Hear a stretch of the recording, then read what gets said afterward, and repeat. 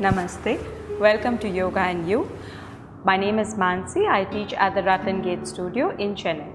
Today I'm going to demonstrate the Paschimottanasana. Besides having all the benefits of forward bends, the Paschimottanasana is very beneficial to keep away diabetes. Even people who have diabetes, while practicing the Paschimottanasana, can actually cure themselves of diabetes. I will now demonstrate how to do the Paschimottanasana. Bring both your legs out in front of you, pointing the toes inwards. See to that your back is straight and the spine is extended with the chest opening, giving your body and your lungs enough space to breathe. The ribcage should have enough space for your lungs to be able to expand.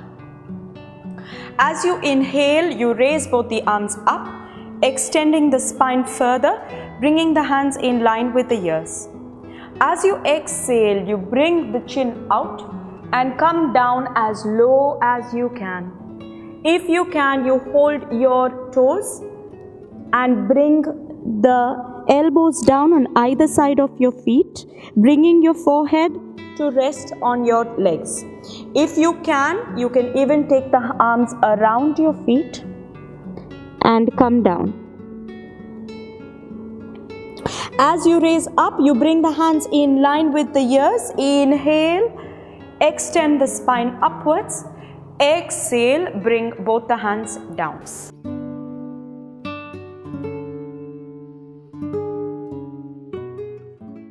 I'm going to demonstrate a variation of the Paschimottanasana called the Ardha Bada Padma Paschimottanasana. It is very good to deal with high blood pressure.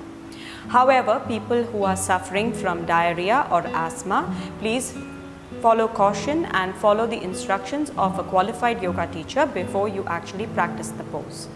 I will now demonstrate Ardha Bada Padma Paschimottanasana.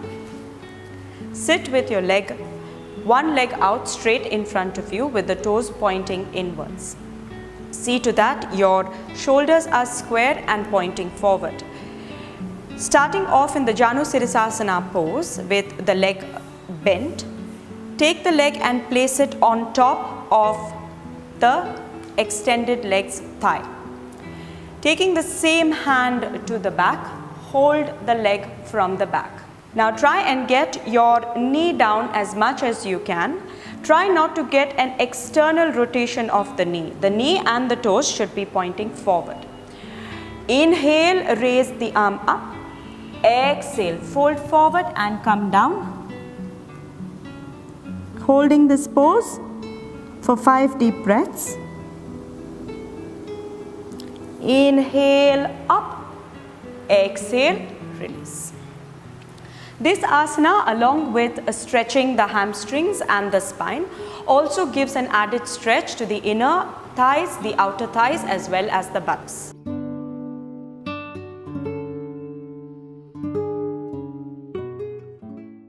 Triyanga Mukha Paschimottanasana.